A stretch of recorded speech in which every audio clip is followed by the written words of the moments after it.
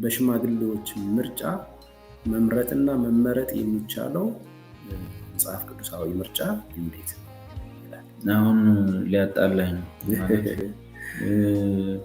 እኔ በመጽሐፍ ቅዱስ ውስጥ ምርጫ ሽማግሌዎች ሲመረጡ ስላላየው እንግዲህ እኔ ያው ከመጽሐፍ ቅዱስ ብቻ ስለመልስ ነው። በየ2 ዓመቱ በየ5 ዓመቱ ምርጫ ቢል አላገኘውም እና ከምን አግኝቼ ለመመለስ ጨንቆኛል። የለምና ምርጫ ቢል የለም። ግን መንፈስ ቅዱስ ሽማግሌዎችን እንደሚገልጥ ደግሞ የሚጠቁም ክፍል አለ። ከናንተ መሃል የሚለፉትን የሚተጉትን እወቋቸው ይላል። መንፈስ ቅዱስ ይገልጣቸዋል፣ እኛ እናውቃቸዋለን። እንደዛ አለ። ይሄ ዲሞክራሲያዊ ምርጫ ግን በየስንት ዓመቱ የሚሆነው ምረጡን ቅስቀሳም አለ መሰለኝ። ጊዜው ሲደርስ በየቤቱ መጎብኘት መጸለይም አለ። ስለሱ ዕውቀቱ የለኝም።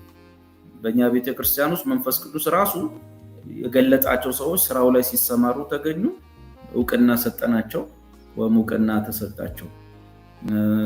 አገልግሎት ከጀመሩ ከ10 ዓመት በላይ ናቸው፣ እስካሁን አልወረዱም። መንፈስ ቅዱስ እነሱን ሲተካ ወይም ሌላ ሀገር ሲሄዱ ወይም ዞር ሲሉ አላውቅም። ሌላኛው ደግሞ ከስር የሚመጣው ይገባል። እኛ ጋር ያለው እንደዚህ ነው። ስለሌላው ብዙ ስለማላቅ ልዝለለው። ባጭሩ ግን ሽማግሌ ምን ማሟላት አለበት የሚለው በጢሞቴዎስ በቲቶ የተጻፉትን የአንዲት ሚስት ባል የሆነ በዛ ዘመን ላይ ብዙ ሰዎች ወደ ጌታ ሲመጡ 2-3 ሚስት ነበራቸው። ቸርች ውስጥ ግን እንደዛ አይነት ሰው መሪ እንዳይሆን እንጂ ግድ ያገባ ለማለት አይደለም። ሐሳቡ ከነበረው ባህል ነው። የእግዚአብሔርን ቃል ወይም ዶክትሪን የቤተክርስቲያኒቱን አስተምሮ የሚያውቅ ዶክትሪኗን የሚያውቅ ለማስተማር የሚበቃ ማለት እሱ ነው። ልጆቹን የሚለው ህፃናቶች ናቸው ከ10ዎቹ በታች። ስለ ጎረምሳ ትልልቅ ልጆች አንድ ሽማግሌ ሊጠየቅ አይገባው።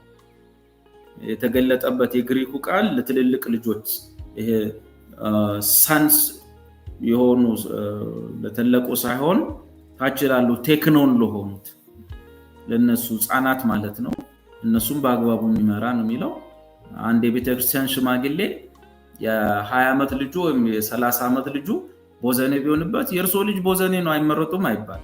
ስለዛ ይሄ ሆዮስ ነው ትልቁ ያደገ፣ ስለሱ ልጅ አይጠየቁም። ግን ቤት ውስጥ ያሉ የሚያስተዳድሯቸውን ልጆች ግን በአግባቡ የሚመሩ መሆን አለበት ይላል። እነዚህን ማሟላታ ከሁሉም በላይ ግን የቤተክርስቲያን ሽማግሌዎች የቸርቿን ዶክትሪን አብጠርጥረው ቢያጠኑ ቢያቆጥሩ ነው። ለምን ከኛም ጋር ይስማሙ ነበር ብዬ አስባለሁ። ከሁሉም የቸርች ዶክትሪን ጋር የሚስማማ ትምህርት ነው ያለን። ግን አንዳንድ ጊዜ የምናየው ተቃውሞ ሰዎቹ የቤተ እምነታቸውን መጽሐፍቶች አያውቁትም እና ቸርቻቸውም ጥቃት ውስጥ ይገባል። እንደዛ ከሆነ ጠላት ሌላ ትምህርት ያመጣል።